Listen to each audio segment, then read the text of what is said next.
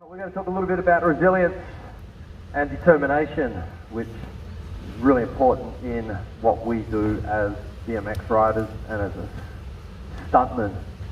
A lot of people think it's just riding BMX and doing BMX tricks, but we do a little bit more than that. We put on stunts and do a stunt show, so it's quite difficult to perform these stunts at some stages. Who wants to see some BMX riding? I would. Yes, please. Yay!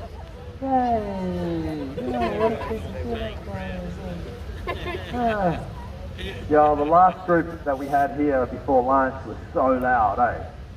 Yes, That was please. super loud. When I said who wants to see some BMX stunts, I think everyone screamed out stuff like yes, yeah. Some maybe screamed out no. I don't know, but it was just a large amount of noise. So, yo, let's. Who wants to see some BMX stunts? I Yeah, that's a bit better. It's not too bad. That's not too bad. Remember, the noise is in you, and you can let the noise out. You are allowed to. No one's going to think anything less of you if you yell and scream.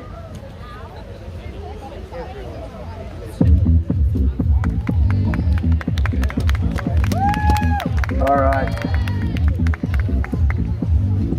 Oh, here he comes. Whoa, he almost running me over. Boom, boom, boom, boom, boom, boom. All right, that is Luke Tooze. You can let the noise out, Carine High School. Power. Oh, with that late extra. And a couple more tricks from Toozy. Come on, Carine High School, let's get loud. Oh, there it is. It's a 360 tail whip. Come on there, Carine High School, let's get loud for Luke Tooze. We can get really loud for him. Bang! What? Some of that energy coming back from these people here. Look at the amount of energy everyone's possessing. Let's send it out. Oh, doubly tail whip. In a 360. Where's he going? Where's he going? Alright, he's coming back more. Speed over, holding that balance very nicely, almost coming down there. Oh, just trick what I think it is, I think it may be. This is why he does not have kids, guys. Look at that, that must hurt, eh? Holding that very nicely. Smashing through that pain, back onto his pedals, giving back buttons that one, guys. That is such a difficult trick to do, especially on the grass like that.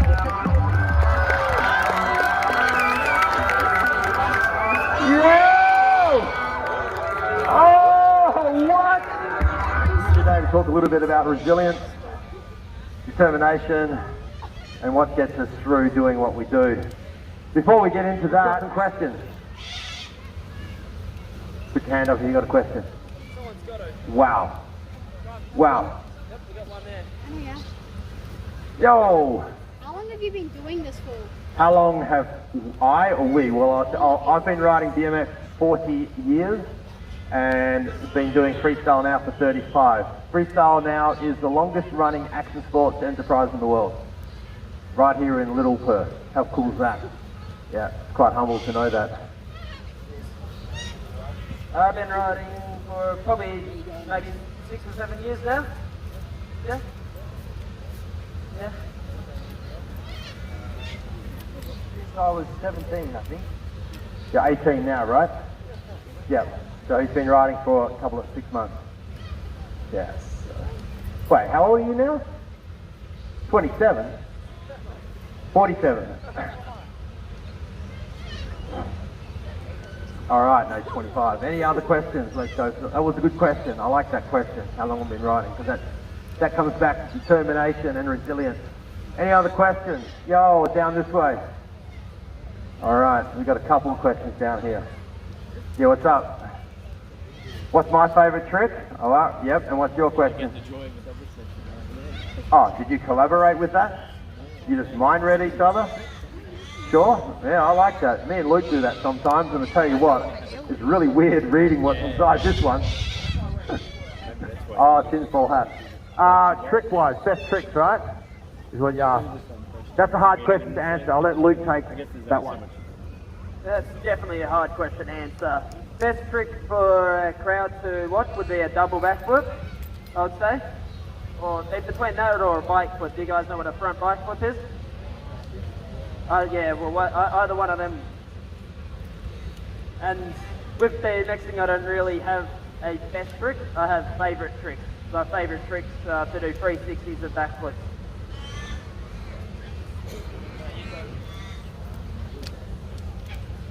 I'd probably say I love, like Jarvis said, I love my gap, double backflip, backflip 360s. My probably favourite trick to do is actually just simple. It's 360 can, but the feeling of putting your body the opposite way you're spinning, if that makes sense, it's just a good feeling. So yeah. And like what Josh said about the feeling, favourite trick comes back to that feeling. So for me, my riding is completely different to it. These guys do, I ride a lot of flatland, which you kind of saw a glimpse of when I was riding here. But my favourite trick is a combination of many tricks, and it's how the 1 minute of riding routine, putting 8 tricks together, how it feels and how it flows. When I watch the video back and I'm like, yeah, that flows really well, and that's the best trick feeling. So it's not about the best trick, it's about the feeling of the trick. Does that answer your question? Yeah, what's up? You got another one? Hardest trick to learn? Ah, good question. I don't know. It comes down to each rider. So every person here has their own skill set. Some are really smart, some are really athletic, some are really talented art-wise. Everyone's got their own skill set. Same goes with us. We all have our own skill set for riding. So my riding is different and my tricks are different. The way I present my tricks is all different. So I guess I'd say it's a hard one because obviously you look at a double flip or a back flip or something like that and you think that's quite hard, but it doesn't actually take much effort to do them tricks. It's just commitment and going for it is the key, and getting over the fear. But something like a 360 double bar spin like Luke will do or has done already, it's a lot harder than actually doing some of the big tricks that you think that are a lot harder. So yeah. Yeah, like look, most of you would probably say do a backflip because that's the coolest looking trick to a crowd, but in fact the tail whip for me will be harder to do a backflip over that, or just even a straight bar spin sometimes. so hard tricks all comes back to the person themselves, as I was saying. We all have our own skill sets and everyone processes skills differently. So what might be hard for me to learn, Josh could learn it really easily, or vice versa. So don't ever get concerned that if you're not exceeding the expectation people think you should have, because everyone is different and everyone has their own skill set of learning. All right, that's something to take forward. A couple more questions. Yo. First trick I learnt back would have been a jam endo. Yeah, or maybe riding with no hands back in like 81. Yeah, I don't know, what was your first trick you learnt?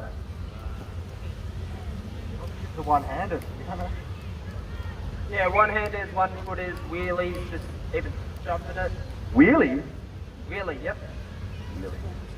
It's a trick, yeah. Injuries. You can't ride BMX without a set of injuries. So injuries sets you up with that determination and resilience. When we're riding and doing tricks, it's all fun and games and it's like having a blast and it's great fun. But then as soon as your head hits the ground and you feel the rush of blood to your head because you've crashed, or you've slammed your elbow and you know that elbow is going to swell up and be swollen for the next 6 months, or if you bang your shins with your pedals and and it's like the rush of that feeling,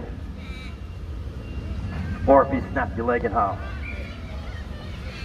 They're all roadblocks to what we do. So each of them injuries will set us back. So our determination to push through them injuries is all about our resilience. So we'll just let these guys talk about, let Luke talk about his injuries. Josh has got a good list of injuries. Yeah, so obviously BMX is a pretty high injury prone sport, so I have broken many bones, had stitches in all sorts of places, pulled muscles. But yeah, it's not the matter of if you're going to hurt yourself when you're riding, it's when. And when you do, you could have your bones sticking out or whatever it could be. You're not ever worried about what their injury is at the moment. You're worried about how much time you're going to have to take off riding because you like it that much. So where do I start? That's the thing. Yeah, I've got quite a few. I've had quite a few, unfortunately, but yeah, again, it's part of the sport. I've broken my back in 2 different places. I spent months in hospital. I had a back brace for 6 months. Yeah, it was a pretty scary one. I couldn't feel my legs; they were all tingly, and I couldn't walk. Very lucky that I healed, and was very lucky that I'm able to ride. That's one of them.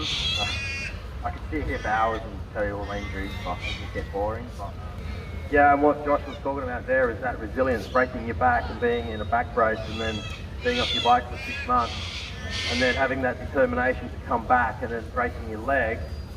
It's like, hey, it's healed. No, it's not. That determination is what sets us to do what we do. Now, everyone has a different level of determination, but everyone's determination is yours. You own that determination. That determination is yours to own.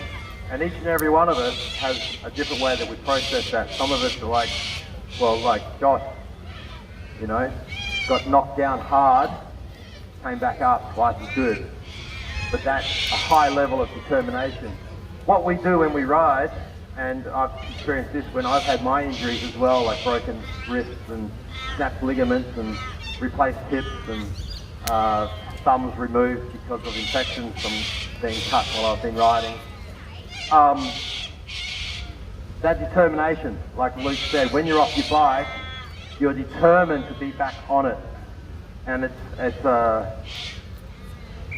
I don't know, it's hard to explain why. It's what we do, and without it, we're not us. That's the best way, maybe? Yeah, it's passion. Yep. But the resilience comes through, like Josh's resilience. I'm hurt, but I'm not going to sit around and feel sorry. I'm going to push through and get to the other side. What's the difference between our bikes? Good question. So Josh and Luke have longer frames. So the tube at the top, it's called the top tube, their frames are a lot longer than my one. I run a shorter frame because my riding is a little more quick and nimble for flatland, so I run a shorter frame. They run a longer frame. They have wider handlebars and no brakes. I use my brakes for my style of riding, and I obviously run 4 pegs as well. All of us have wheels on our bikes, and that's an important factor. See Luke hit this jump, make some noise.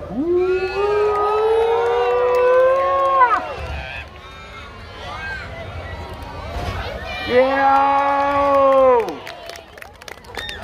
There's a backflip on a borrowed bike. You stand up there. I'm not standing up there. No, I'm not standing up there, bro. I'm not standing up there. For what? Nah, peer group pressure's not going to work on me, eh? Nah, peer group pressure doesn't work, eh? Oh, right. Do it for the kids.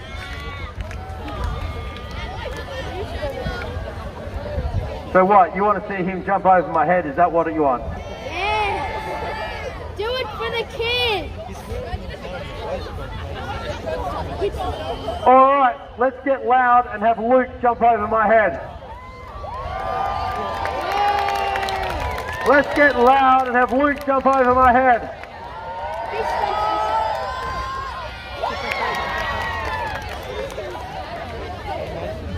Yeah, he jumped over my head. I did not say I was going to stand up at all. That was pretty cool. That was pretty cool. What's up, Luke? What's up? Well, the crowd's been a great crowd, asking heaps of questions, making plenty of noise. I reckon they want to see a little bit more, am I right? Yeah! Oh, I didn't sign up for this, man.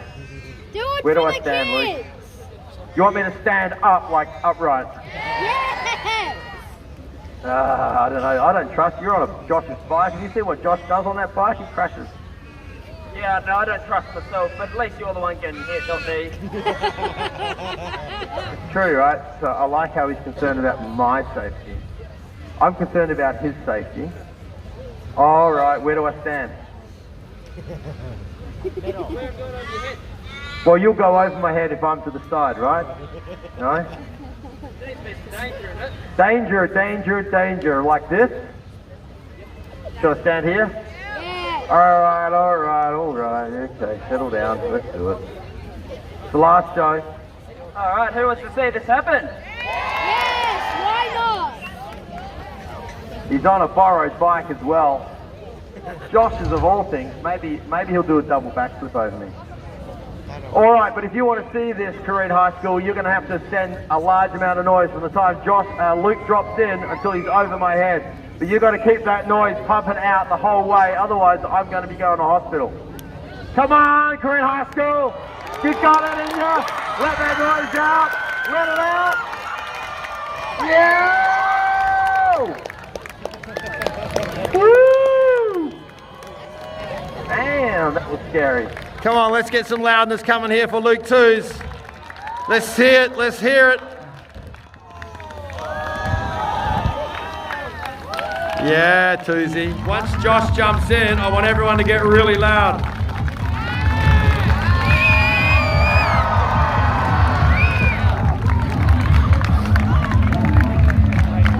Like a true professional. Josh is pumped. Who has the most followers? Sorry? Who's got the most followers? I don't know. Me. It doesn't matter. No, trust me. Followers doesn't matter. If you want to have a social media account and you're like, your social media account, you're judging somebody on how many followers they have. Not about the content that they make. Not about what they do, how they do it. You're judging someone because they have got more likes or more followers. That's a superficial part of life. You don't walk around to up to people in the street or at school and say, how many friends do you have? I want to be your friend. You don't do that in life. You judge your friends by merit on who they are, what they do, and how they present themselves to you. So it doesn't matter. And it doesn't matter how many followers you have. That's a great question.